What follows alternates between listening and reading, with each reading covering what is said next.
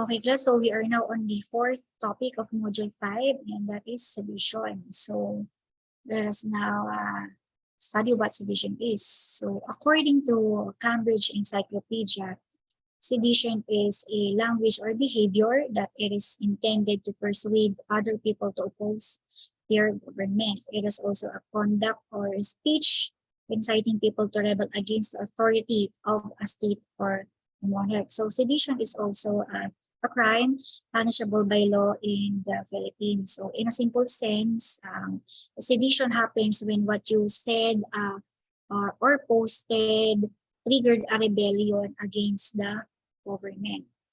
So ito yung mga instances where sedition happens. So how is it committed? So as mentioned na kanina, anything na sinabi mo or pinost mo or ginawa mo which triggered other person or groups to rebel against the government, it is considered as sedition. So this is very long. We may just read it. Yeah.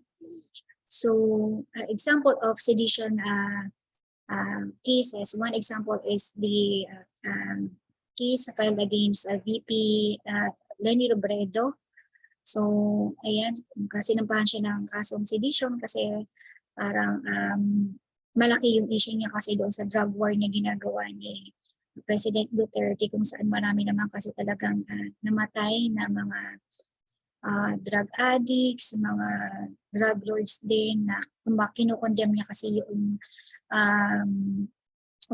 drug war na pina-implement ni Duterte. So, yung drug war kasi niyon is, yun yung isa sa mga strategy ni President Duterte to maintain or ibalik yung peace and order sa Pilipinas. Kaya siya kinasuhan ng sedition kasi parang nagiging obstruction si Leni Robredo sa pag-implement ng drug war na anti-drug war campaign ni Duterte. So, yun, nagiging obstruction siya. So, which yung iba din, through her words, efforts, parang nagko-cause din ng marami ding parang nagko-condemn or kumukontra doon sa anti-drug war ni Duterte. So, another example is itong post ng isang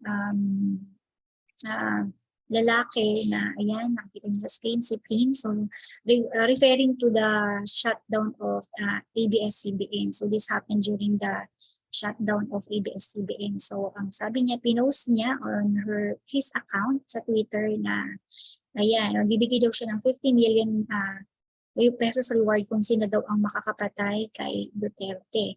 So, pagka ganyan kasi it is also a form of rebellion, and for that matter, parang kinokondemn din niya yung pag-shutdown sa ABS-CBN, which was already decided naman by Duterte and his team na they have already decided to shut down ABS-CBN. Kumbaga parang yung post na yan is parang nakaka-apekto pa, kaka-obstruct pa doon sa decision na nangyari kay ano nangyari doon sa pagpapa-shutdown na ng ABS-CBN. So, that case ay as far as I can remember ay hindi na-push ko kasi no inaresto yung si Prince wala naman daw warrant. So parang wala ding case na nangyari, but it is actually a clear case of sedition. Ayan. Okay, so ano ba yung mga penalties ng sedition? So according to Presidential Decree number 1996, so Article 140 or 140, ang penalty for sedition is yung leader ng sedition shall suffer the penalty of reclusion, perpetual, or imprisonment up to death. Depende kung gaano kagrabe yung ginawa niya. So other persons participating in 13 shall suffer the penalty of reclusion temporal in its minimum period and a fine not exceeding 10,000 pesos. So, ayan, so, okay, actually, this topic is very much important kasi very critical itong topic ito kasi you should be careful, class, when writing articles. Halimbawa, kayo ay naging news writers, isang news agency, be careful of how you frame your story. So, kailangan, baka kasi lumabas na maging seditious yung naman ng article nyo, and pag-aralan na nga natin na sedition is a crime punishable under the Philippine law. So, yun lang for this topic, and we will go over to the next topic, which is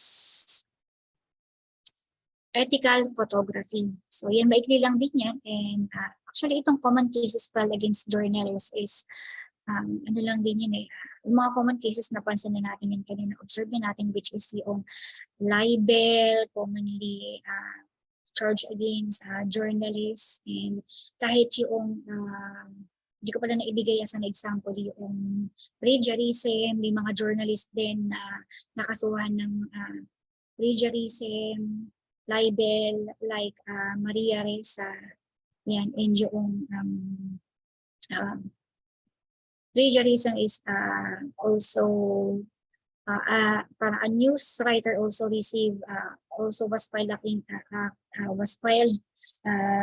case about plagiarism then, dahil he admitted that he just copied some parts of his the article he posted from another writer also. So yun. So we will not go over that to shorten the lecture, and we will just focus on the next topic, which is the ethical photography. Okay.